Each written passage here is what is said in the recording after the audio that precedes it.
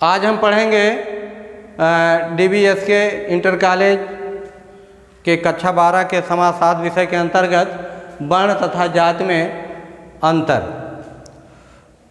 Difference between वर्ण and cast. तो वर्ण और जात दोनों अलग हैं। जैसा कि आप जानते हैं, भारतीय समाज का आरंभिक विभाजन ब्राह्मण,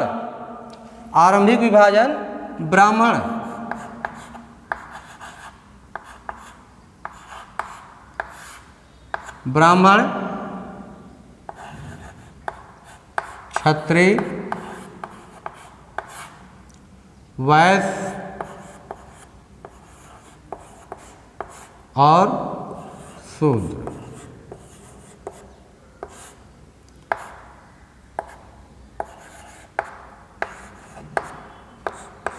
ये चार हैं। ये भारतीय समाज का आरंभिक विभाजन ब्राह्मण, क्षत्रिय, वैश्य और शूद्र चार वर्णों के रूप में हुआ था। चार वर्ण,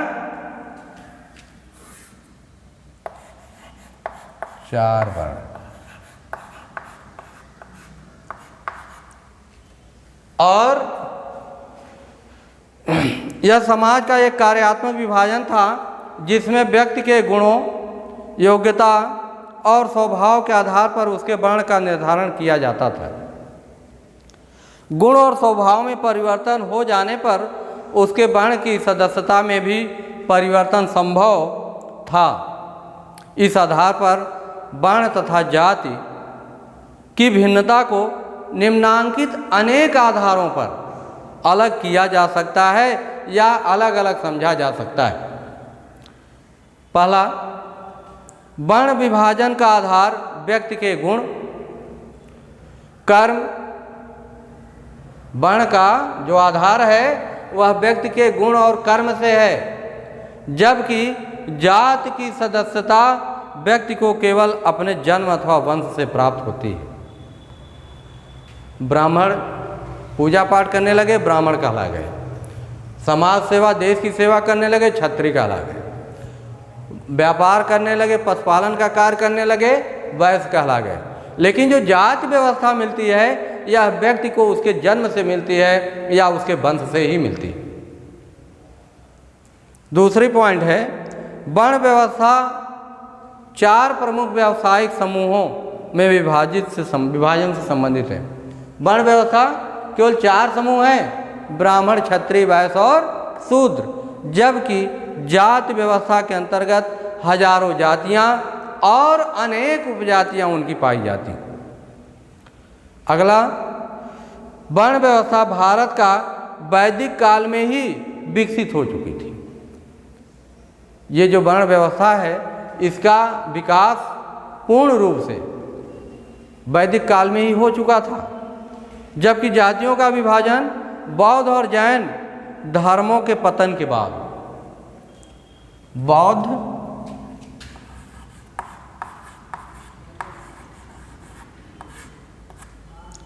और जैन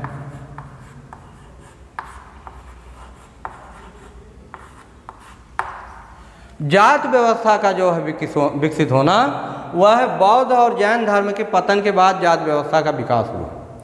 इसके पहले वर्ण व्यवस्था जो है वैदिक काल में विकसित हो चुकी थी। और जब अनेक, इसमें जो जैन धर्मों के पतन के बाद जब आरंभ हुआ, जब अनेक कर्मकांडों के द्वारा पवित्रता और पवित्रता के विचारों को एक कठोर रूप दिया गया। कौन पवित्र है, कौन अपवित्र है, जैन धर्म के पतन के बाद जब ये एक कठोर रूप बनाया गया, कठोर नियम बनाए गए, उस समय जो है यह जातियां विकसित होना शुरू हो गई। अगली विशेषता है, वर्ण की विशेषता को स्पष्ट करते हुए डॉक्टर राधाकृष्णन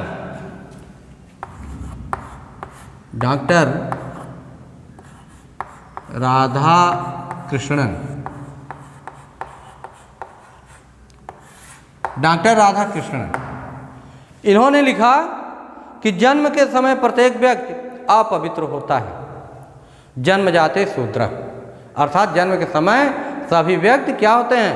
शूद्र होते हैं, अपवित्र होते हैं, लेकिन अच्छे कर्मों के द्वारा वह अपने उच्च वर्ण को की सदस्यता ग्रहण कर सकता है या प्राप्त कर सकता है। इसके विपरीत जाति व्यवस्था में कोई लचीलापन नहीं है। व्यक्ति अपने गुणों और कर्मों में कितना भी सुधार करने का प्रयास करे, लेकिन उसकी जाति व्यवस्था परिवर्तित नहीं होती। वर्ण व्यवस्था में इस वर्ण के लोग, क्षत्रिय वर्ण के लोग यदि पूजा पाठ पठन पाठन कार्य में ज़्यादा रुचि लेते हैं तो इनका जो है इसमें जो है हस्तांतरण हो सकता है, संतरण हो सकता है। लेकिन जाति व्यवस्था में कोई व्यक्ति कितना भी उच्च कर्म कर ले, कितना भी अच्छा कार्य कर ले, कितना भी विकास कर ले, लेकिन वह अपनी जात से परिवर्तित नहीं हो सकता। वो उसकी जात सदैव, क्योंकि जन्मजात मिलती है या जन्म से ही प्राप्त होती है या उसके वंश से प्राप्त होती है, इसलिए उसकी जात में कोई परिवर्तन संभव नहीं है। अगला आता है वर्ण की समानता नीति पर आधारित है। इसका कारण यह है कि वर्णों का विभाजन जिन गुणों तथा व्यवसायों के आधार पर हुआ है, उनमें से महत्व की दृष्टि से किसी को ऊंचा अथवा नीचा नहीं कहा जा सकता। दूसरी ओर जबकि वर्ण में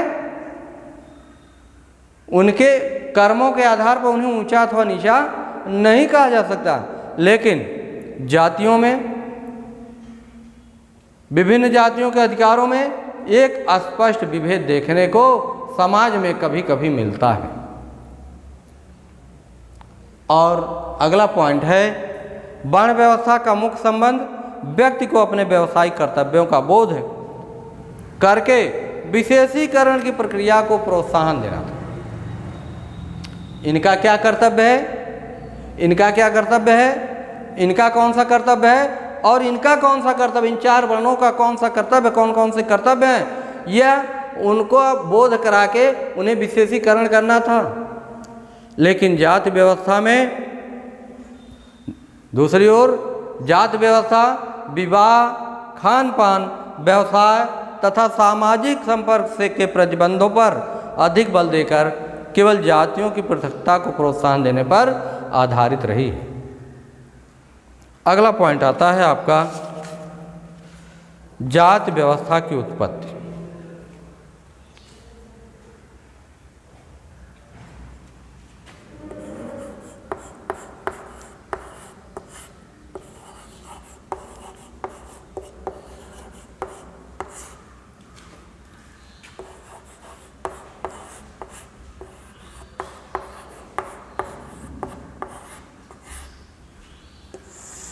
जाति व्यवस्था की उत्पत्ति और जाति व्यवस्था की उत्पत्ति को विभिन्न समाजशास्त्रियों ने अनेक सिद्धांतों के द्वारा स्पष्ट किया है। इनमें जो पहला है वह परंपरागत सिद्धांत है। नंबर 1,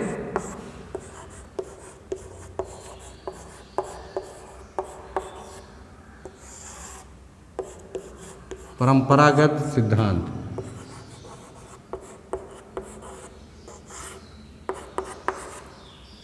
परंपरागत सिद्धांत, इस सिद्धांत के द्वारा, या इसे यूं कह लें कि यह सिद्धांत विभिन्न हिंदू धर्म ग्रंथों में दिए गए विचारों पर आधारित है और इसलिए इस सिद्धांत को देवत्व का सिद्धांत, देवत्व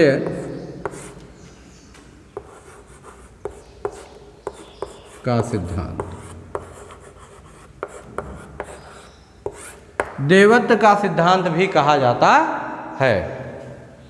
इसमें बताया गया कि ऋग्वेद के पुरुष सूक्त में यह उल्लेख है कि ब्राह्मणों का जन्म ब्रह्मा के मुख से, क्षत्रियों का भुजाओं से, वैश्यों का उदर से और निम्न भाग से तथा शूद्रों का जन्म ब्रह्मा के पैरों से हुआ है। यह चीज़ें ऋग्वेद में बताई गई।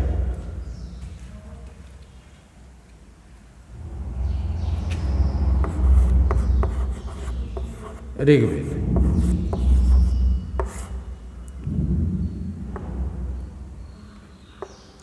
ऋग्वेद में बताया गया कि जो 4 वर्ण हैं यह ब्रह्मा के मुख से, या ब्रह्मा के भुजाओं से, या ब्रह्मा के उदर से, पेट से, और ये जो है ब्रह्मा के पैरों से पैदा हुए। और यह चीज़ें वो यहीं समाप्त नहीं होती हैं, बल्कि मनुस्मृति वह पहला धर्म ग्रंथ है जिसके अनुसार विभिन्न जातियों का निर्माण उन व्यक्तियों के समूह से हुआ है जिन्होंने या तो वर्ण धर्म का पालन नहीं किया अथवा विवाह के अनुलोम के नियम का उल्लंघन किया। इस प्रकार जैसे जैसे वर्ण संकर संतानों का जन्म बढ़ता गया, उनके द्वारा एक ही वर्ण के अंदर एक दूसरे से उच्च और निम्न अनेक जातियों का निर्माण होता चला गया। अगला आता है, ये तो रहा परंपरागत सिद्धांत, जिसमें ऋग्वेद के अनुसार 4 वर्ण पैदा हुए। और दूसरा आता है, इस सिद्धांत को देवत्व का सिद्धांत भी कहा जाता है। और दूसरा आता है प्रजातीय सिद्धांत।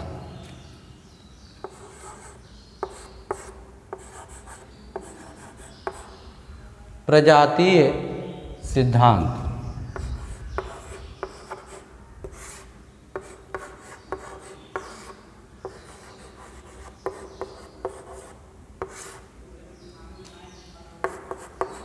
इस सिद्धांत के अनुसार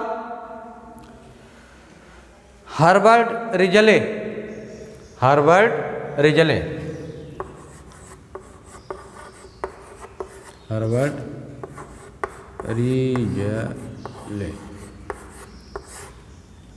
ये समाजशास्त्री हैं। इन्होंने सबसे पहले भारत में प्रजातीय संघर्षों तथा विभिन्न प्रजातियों के मिश्रण के आधार पर जातियों की उत्पत्ति को स्पष्ट किया है। रिजले के अनुसार आर्यों ने भारत में द्रविड़ों पर विजय प्राप्त करके उनसे दासों की तरह व्यवहार करना आरंभ किया। ये आर्य जब भारत में आए तो यहाँ द्रविड़ लोग थे, उन पर क्या हुआ, युद्ध हुआ दोनों आपस में, और आर्यों ने द्रविड़ों पर विजय प्राप्त कर ली, और जिस पर विजय प्राप्त की उनसे जो है गुलामों जैसा व्यवहार करना शुरू कर दिए। और इन्हीं के कुछ समय बाद शूद्र वर्ण के रूप में देखा, और इन्हीं को, ये जो द्रविड़ हैं, इनको शूद्र वर्ण के रूप में देखा जाने लगा। धीरे धीरे विशुद्धता के आधार पर आर्य लोग स्वयं भी ब्राह्मण, क्षत्रिय और वैश्य जैसे वर्णों में विभाजित हो गए। और यह आर्य लोग जो थे, यह अपने आप को 3 वर्णों में विभाजित कर लिया।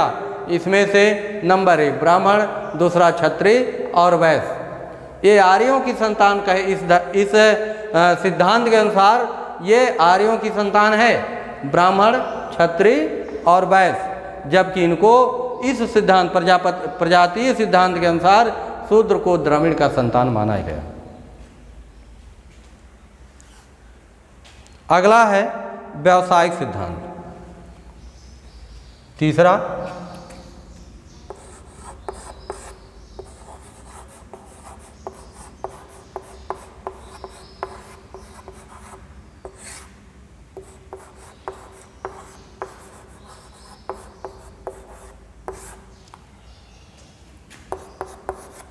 व्यावसायिक सिद्धांत, इसमें नेस्फील्ड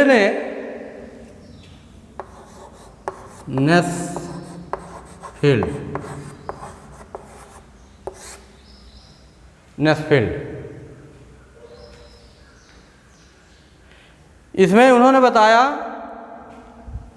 कि जात व्यवस्था की उत्पत्ति में पेशा तथा केवल या यूँ कह लें जात व्यवस्था में, या जात व्यवस्था की जो उत्पत्ति हुई उसमें उनके केवल ऑक्यूपेशन, व्यवसाय एकमात्र उत्तरदायी कारण रहा है। विभिन्न पेशों अथवा व्यवसायों का महत्व, पवित्रता एक दूसरे से अधिक और कम होने के कारण ही इनसे संबंधित जातियों की परिस्थिति भी एक दूसरे से ऊंच अथवा निम्न हो गई। कहने का मतलब यह है कि इनके अंदर, इस व्यवस्था के अनुसार जो निम्न कोटि का व्यवसाय करता था और जो मध्यम श्रेणी का व्यवसाय करता था, अब पठन पाठन का कार्य करने वाला और वहीं पर जो निम्न श्रेणी का कार्य करने वाला, दोनों के मन में विचारों में अंतर होने लगा और इस तरह से ये वर्णों की उत्पत्ति हुई। परंपरागत रूप से प्रत्येक जात का एक आनुवंशिक व्यवसाय होना भी इस दशा को स्पष्ट करता है। एक बार व्यवसाय के आधार पर सब जातियों का निर्माण हो गया और तब उनके बीच विवाह, खान पान तथा सामाजिक संपर्क के आधार पर भी विभाजन बढ़ने लगा। इसके बाद अगला सिद्धांत है ब्राह्मणवादी सिद्धांत। चौथा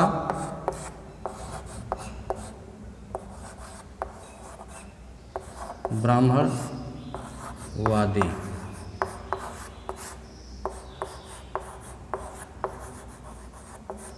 सिद्धांत। ब्राह्मणवादी सिद्धांत, इस सिद्धांत को doctor G S Ghurye, doctor G S धुरिये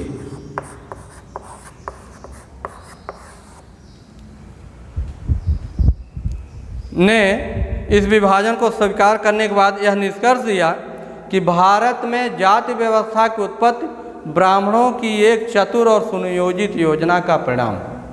यह इनकी योजना थी और इसी के अनुसार इनका विभाजन किया गया और इसमें इसका उद्देश्य सामाजिक व्यवस्था में ब्राह्मणों की परिस्थिति को सर्वोच्च बनाना था। ये जी एस धुरिये ने बताया कि ये जो जाति व्यवस्था का विभाजन, वर्ण व्यवस्था का विभाजन किया गया, यह ब्राह्मणों की एक सुनियोजित या यूँ कह लें एक चतुरस्थी व्यवस्था थी और इनका यह कार्य अपने आप को उच्च बनाना था, इसलिए इन्होंने ऐसा किया। भारत, धुरिये के शब्दों में, भारत की जात व्यवस्था इंडो आयरन संस्कृति के ब्राह्मणों की संतान है। जो भारत की जात व्यवस्था है यह इंडो आयरन,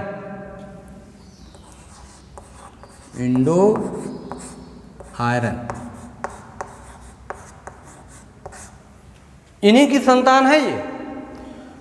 और इस संस्कृत के ब्राह्मणों की संतान है जिनका पालन पोषण गंगा जमुना के मैदानी क्षेत्रों में हुआ।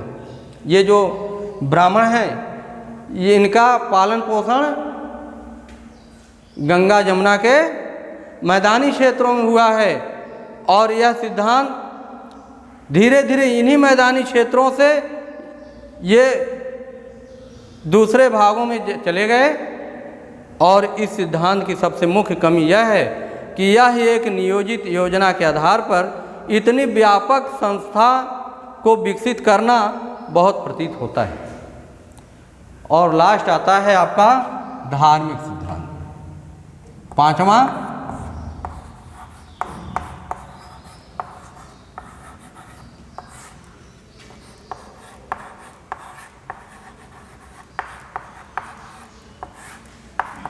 धार्मिक सिद्धांत, जात व्यवस्था की उत्पत्ति के अंतर्गत पांचवा सिद्धांत वह धार्मिक सिद्धांत है। इनके अनुसार जो भारतीय समाज में धार्मिक कर्मकांडों का प्रचलन बहुत प्राचीन काल से ही रहा है और कर्मकांडी धर्म को पूरा करने में बहुत सी सेवाओं की आवश्यकता होती है तथा पवित्रता और अपवित्रता के आधार पर इन सेवाओं के बीच ऊंच नीच का एक स्पष्ट क्रम पाया जाता है।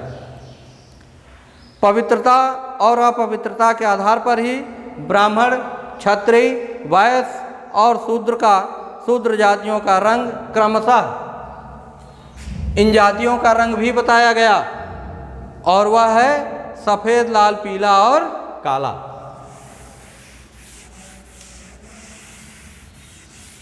धार्मिक सिद्धांत के अनुसार ब्राह्मणों का रंग सफ़ेद,